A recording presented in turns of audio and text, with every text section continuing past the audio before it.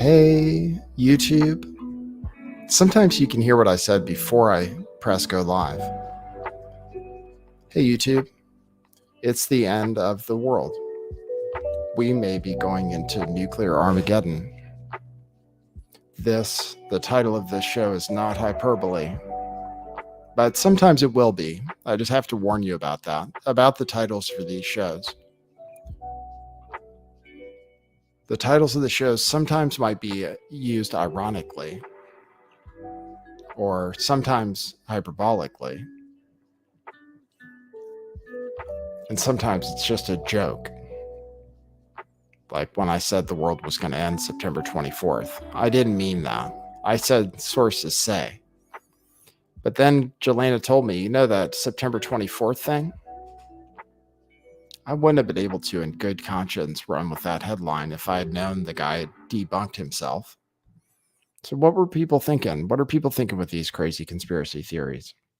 So half of this show has to do with debunking conspiracy theories that I find ridiculous. And then half of the show has to do with presenting you with conspiracy theories that I don't find ridiculous. But you have to decide which half it is. The economy's going to crash.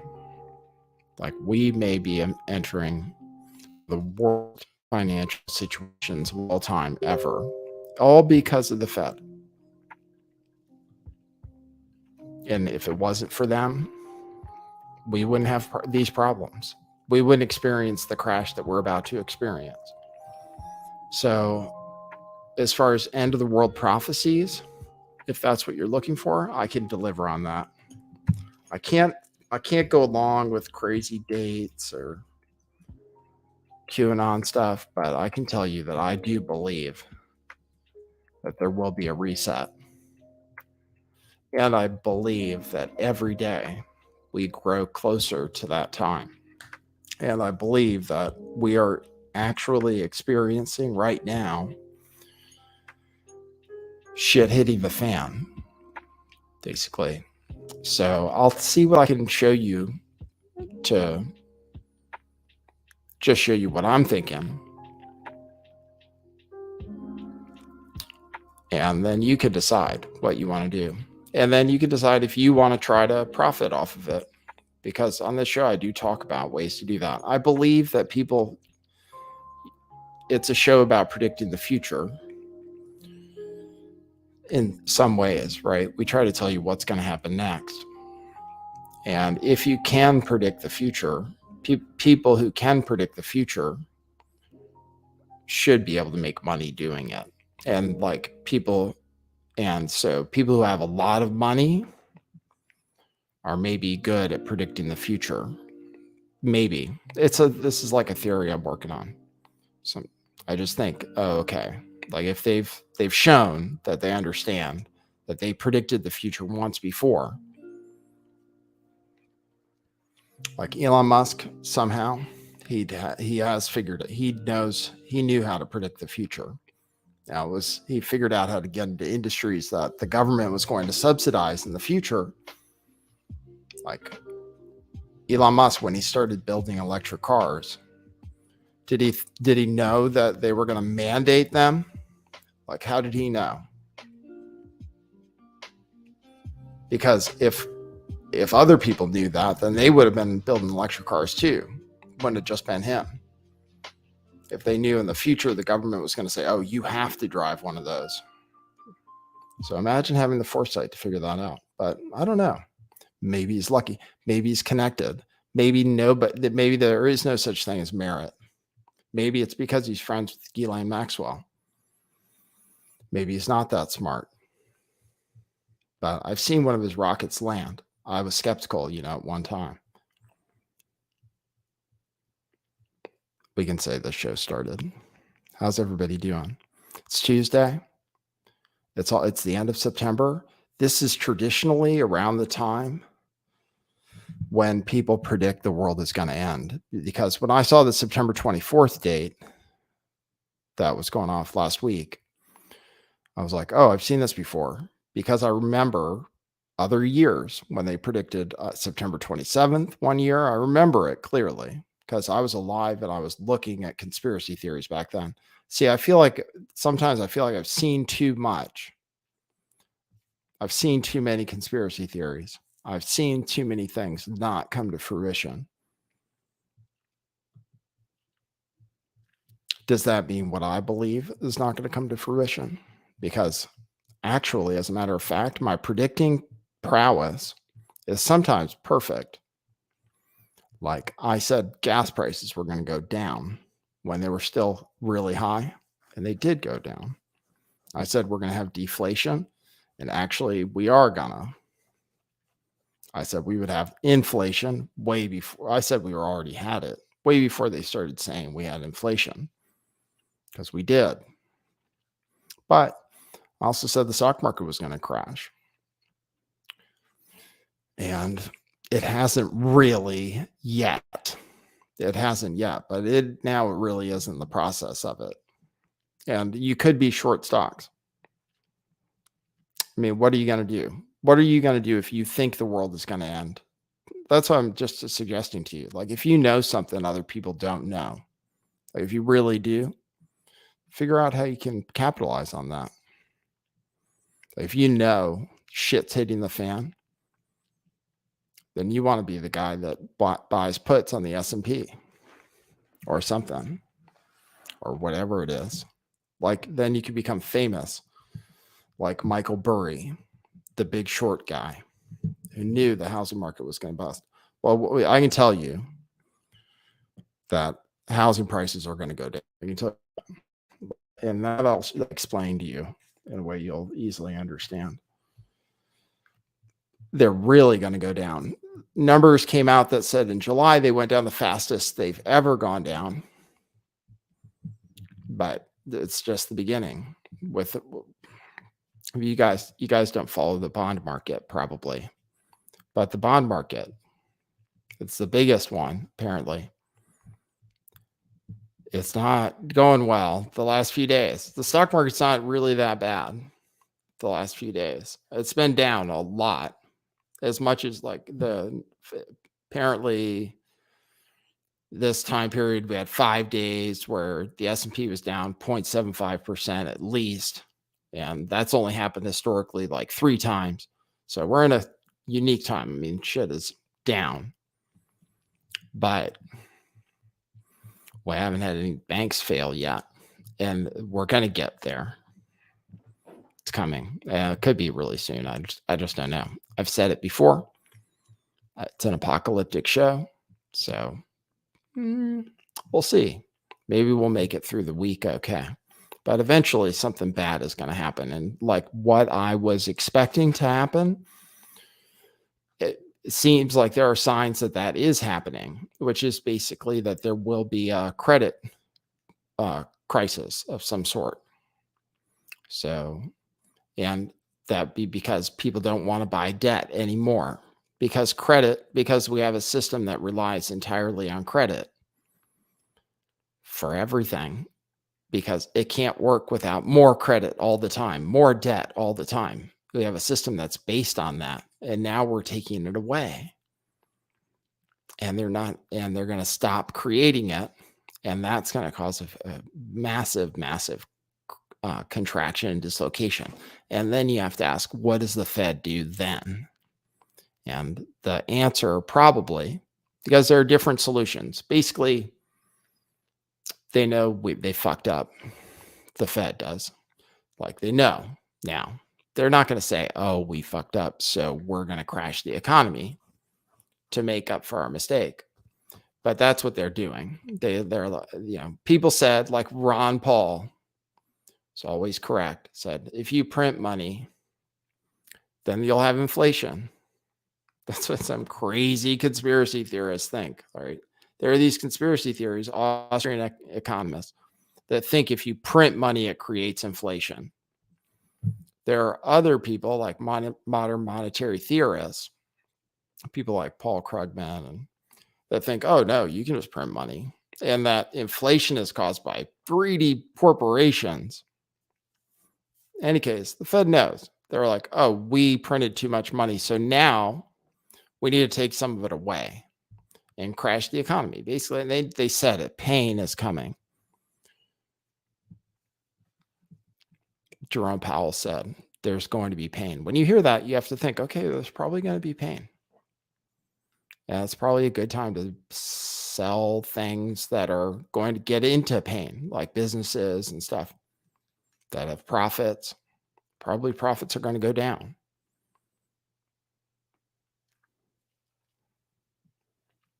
So don't fight the Fed. This is what we get with a centrally managed economy. I can play you what somebody says about it. So I have to talk about that. Also, we have to talk about the Nord Stream. Sorry, that's what's in the headline is World War III. So sorry, I don't know. I don't always follow what I put in the headline first. That's the big story, is we might have started a war with Russia. And I don't know who blew up the pipelines, but somebody blew up the pipelines, and we are the ones who have expressed the motive to blow up the pipelines. So now we're going to have to figure out who did it, and so far we're the only ones who've expressed that we had a motive to do it. So now there's this bubbling going on in the Baltic Sea from all this gas that's been blown up. So I'll show you where we said that we might do that. I'll show you that. Then I have, after that, I'll see if I have some other news. And then I have a lot of vaccine news. There have been a lot of developments with the vaccine, but I may have to cover that over on another network on Rockfin because vaccine information is still very sensitive. And, you know, I have other platforms where I can cover sensitive information. So I might just do that halfway through the show. So if that's the case, halfway through the show, we might go to Rockfin. The address over there is rockfin.com/lifttheveil. And if you're over there, you can tip on Rockfin. That is a monetized platform. Also, if you want to support the show, which is brought to you for free, you can go to buymeacoffee.com/lifttheveil and leave a message, and I'll read it on the show. And you can do it anytime. Buymeacoffee.com/lifttheveil, because I'm banned from PayPal.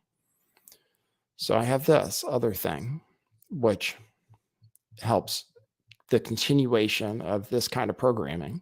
So, which is not programming. We let you think for yourself. All right. So what do I want to talk to you about first? I told you about the economy. It's not good. Like, things aren't looking good. Let me show you the stuff with World War III first. I'll show you the stuff with World War III first. There's a hole in Nord Stream 1 and 2. There were explosions. Everybody's saying it was explosions.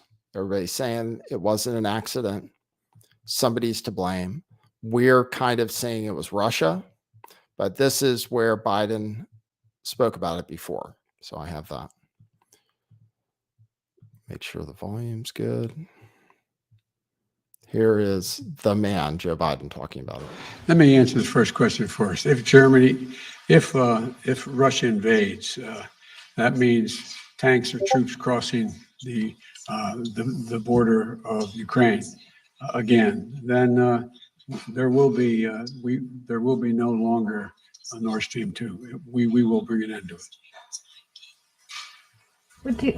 How will you do that exactly, since the project and control of the project is within Germany's control?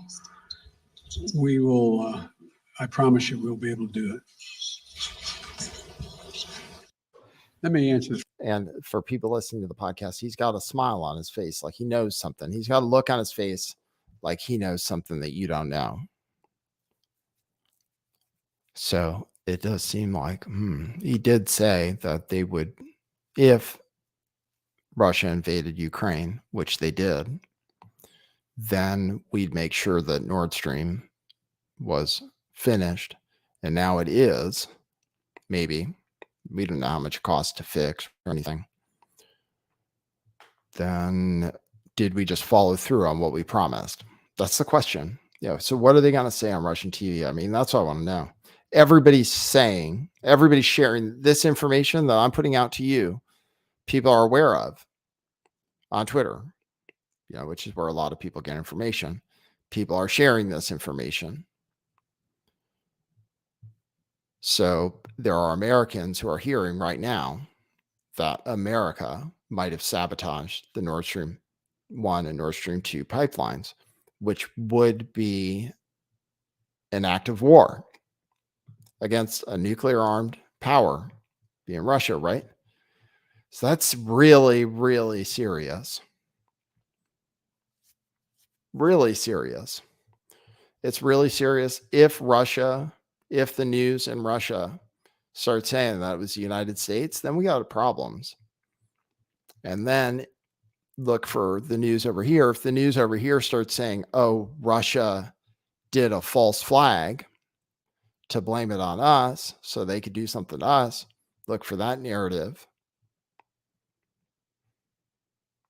This is Victoria Nuland saying that Nord Stream 2 is not going to happen if Russia invades Ukraine.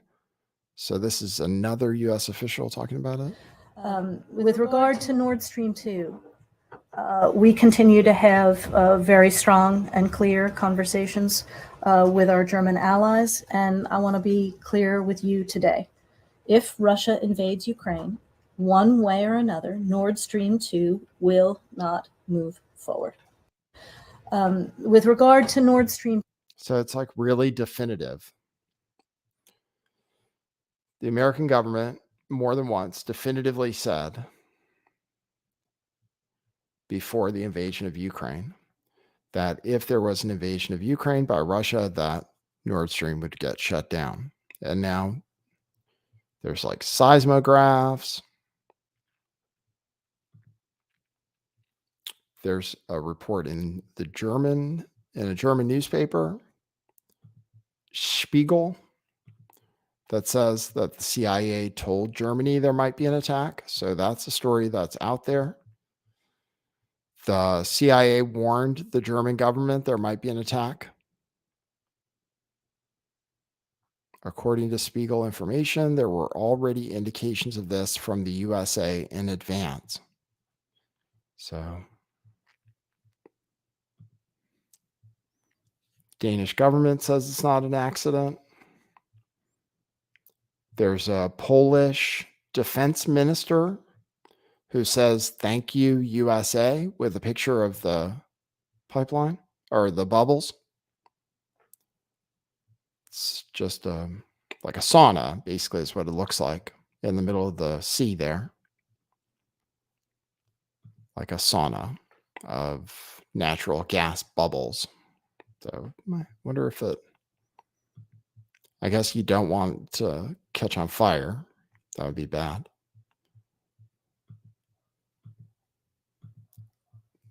I don't know if it contributes more to global warming, having this gas leak out. But that's the picture of this Polish defense minister, who says, "Thank you, USA," because Poland was in favor of these pipelines being blown up. But other people weren't necessarily. It's not good for Germany. It's not good for some other places. So it's a really, really strange event.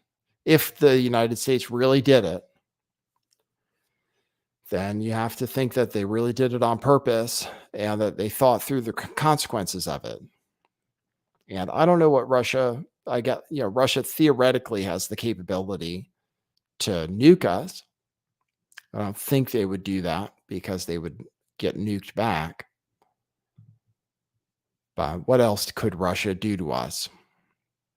I'm not sure. I'm not sure how much capability they have to hurt us. Not nearly as much as China, but China could join in.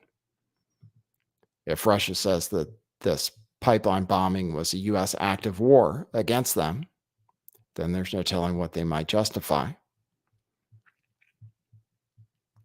So Russia right now, also the other news is that the votes happened, which everybody here says sham elections. While there are some votes, some voting that's going on in these Russian regions, these regions that Russia took over. And Russia is going to very swiftly annex these parts of Ukraine. And then they're going to say, if you attack them, then they are allowed to defend themselves, possibly with nuclear weapons. Do I believe they'll really use nuclear weapons? No, I don't think so. Do I believe nuclear weapons are real? I don't believe they've ever been used before in conflict. And I believe that much of the testing that we've seen pictures of is fake. But are nuclear bombs real? I don't know. Some of what we were told about them is not true, but that doesn't mean they don't exist. And is Russia going to use them? I don't know. I mean, I don't know. I feel like it's a threat that is never going to happen, but I don't know. Is it all a game? I don't know. So those are my thoughts. Those are my thoughts on nuclear war. Did we start World War III? That's the question in the title to this video. The answer is, I don't know. It depends. Depends on where things go from here. I don't know. Did we do it? Gosh, seems crazy if we did. Let me show you why. Let me just show you. I was talking about the economy and stuff. Interest rates are about 4% on the 10-year Treasury, and they're going higher fast. That doesn't seem like a big deal. It is, though. It really is. Historically, interest rates have gone up a lot, and it's going to cause things to really change in price and stuff, particularly real estate. I was just looking up mortgage. I was actually looking up what's trending for mortgage on Twitter, and it's that mortgage rates are around 7% now. So just to show you, and let me just show you. Income needed to afford a house. Let me just show you why housing prices are going to crash. And every day rates go up, it gets worse. And rates are going up every day. And every day rates go up, it gets worse. And the Fed says they're not going to stop it. And the Fed was buying treasuries before. Now they're not. Now they're selling them. So rates are going up, not just here in the United States, but also overseas. In the UK and stuff, they're not even offering mortgages anymore. Some banks aren't even offering mortgages. So what happens when not only are mortgages way more expensive, because that's what ended up happening is right now, just to give you round numbers, for example, where it used to be to get a house, it was maybe a $1,500 mortgage payment. To get the same house now would be like $2,500. Let's say that's just a rough example. That's about what's changed, right? So it's maybe $1,500 before, now it's $2,500 for the same house, same down payment. Well, what that means for income needed to buy a house in all of these different areas, what kind of annual income you need to qualify for a home loan to be able to afford to live in these different places. In Los Angeles, California, whereas in 2020, you would have needed to make $123,000 household income to afford an average house. Now you need to earn $222,000 a year to qualify for an average house in Los Angeles, California. In Austin, Texas, it's $160,000, where it was $76,000 in 2020 needed to qualify for a loan or to be able to afford a house at 30% of your income. And this is because mortgage rates have gone up so much.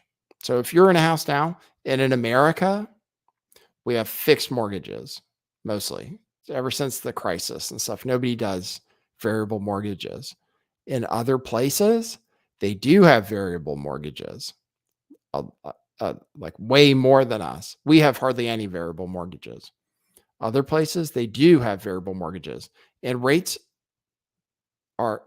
people might say, oh, it's a 4%, doesn't sound that bad. It's gone up a lot. It's like a point higher than it was a month ago for treasuries and stuff right now.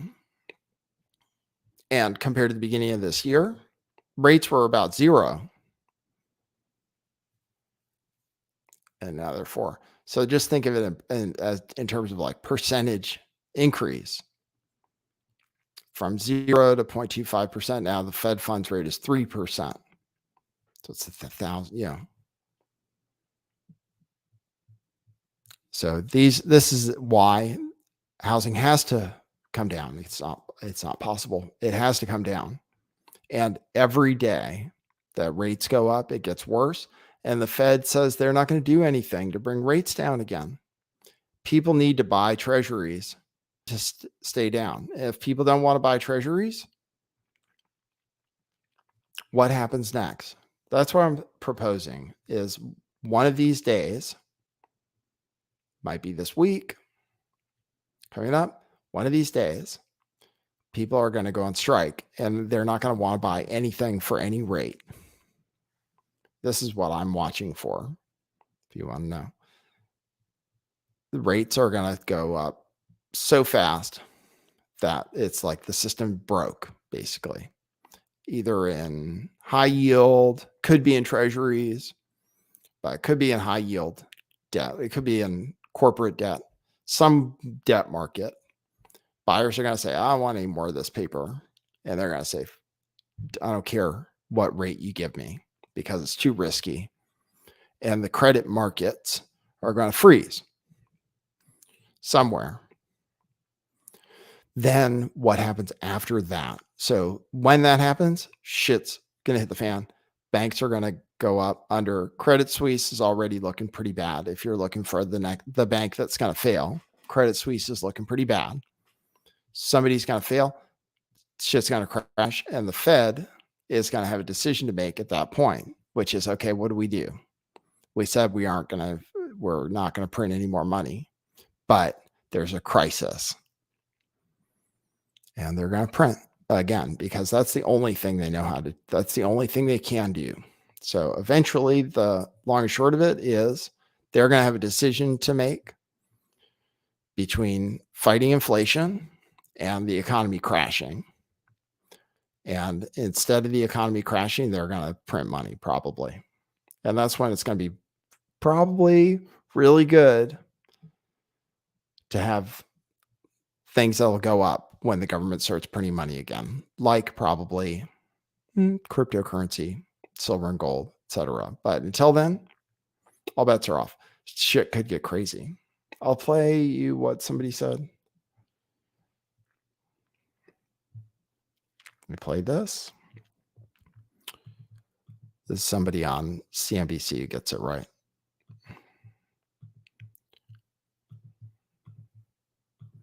And you can see the charts.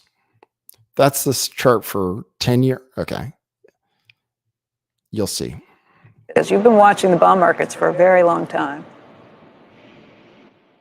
Yeah, it's not only modern monetary theory. It was never a good idea. It was a stupid idea. And we're seeing living proof of that. You can't print forever and think you can get away with it. Look at what the pound's doing. But I think if there's a lesson to be learned here, it's the fact that central bankers in general and governments in particular have this unique relationship that we need to find a way to separate. And it isn't necessarily a political relationship. It's an enabling relationship. They are enablers by these low interest rates and hanging out at zero for so long. They allowed governments to do anything. They allowed companies to remain that should have died. They ruined the entire infrastructure of global finance. And to think that it's going to come together easily. You see that chart? That's the 2-year treasury. You see where it was 0 from 20 to 2022, and now it's already over 4%. It's actually higher than this because this is from a few days ago. Now it's at like 4.3%. Look where it was compared to where it is now. And tell me, like, it's going up really fast. And people are acting like, oh, it's okay. Stock market really hasn't crashed yet. I'm telling you, that's not good. Like, that's not going to be good We have way too much debt to handle those kind of interest rates because the government has to sell treasuries to finance itself. So the government has to sell treasuries and the rate is going higher. That means the government has to pay more money to finance its debts, and the government runs on debt. So how can they handle this? I'm going to tell you, it's not possible. Something's going to break. But that's what the charts look like. So you can see rates were 0. Now they're over 4% and going up all the time.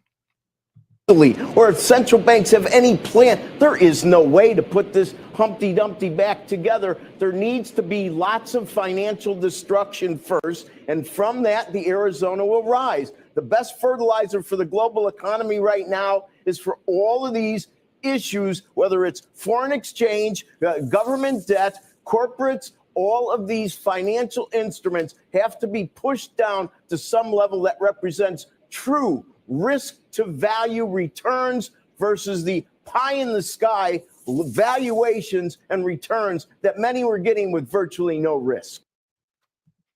So that's all I'm saying, is that things have to reset to like a lower level. So we still have some pain to go. And you know, you can short the stock market. You can do that. Eventually the Fed is going to come to the rescue, though. That's what I think. That's what I predict. So we'll see what happens. But things are starting to turn and we could be getting close. That's all I'm saying. So end times are real. All right. I have all this other vaccine news. Let me see if anybody bought me a coffee so I can read that out. Let me see. No, I don't think anybody did. So remember, you guys, to support the show, you got to do either buy me a coffee or Rockfin. Thanks for tips on Rockfin. Thanks, Bill Carson, who says you're pre-tipping for me to show my feet. Thank you, but I'm still not doing that. Unsense says, what's this I hear about feet? Maybe Prior Justin can suggest a designer pantyhose for attached leg. I just need some prompting and I'll make all your dreams come true. Yes, I was talking about what to do to earn income as a streamer. And I said, oh yeah, people just want you to show feet. That's what they want. I know then people would really buy coffees. Okay, well, I'm going to leave this YouTube stream and I'm going to just stream the rest on Rockfin about vaccines. And if you catch it live, you'll catch it. Otherwise, you'll have to subscribe to Rockfin to see the show. So that's it. Or if you buy me some coffees, I might think about it. But that's the deal. Thanks, everybody, for tuning in. I appreciate it. Good seeing you guys on YouTube. We'll be back tomorrow. We do the show at 5 p.m. Pacific time, 8 p.m. Eastern. I'm going to go to Rockfin to just talk a little bit about the vaccine for now. So thanks, everybody. Good seeing you. ROKFIN.com/lift the veil to catch the rest of the show. So for YouTube, that's what it is. Okay. So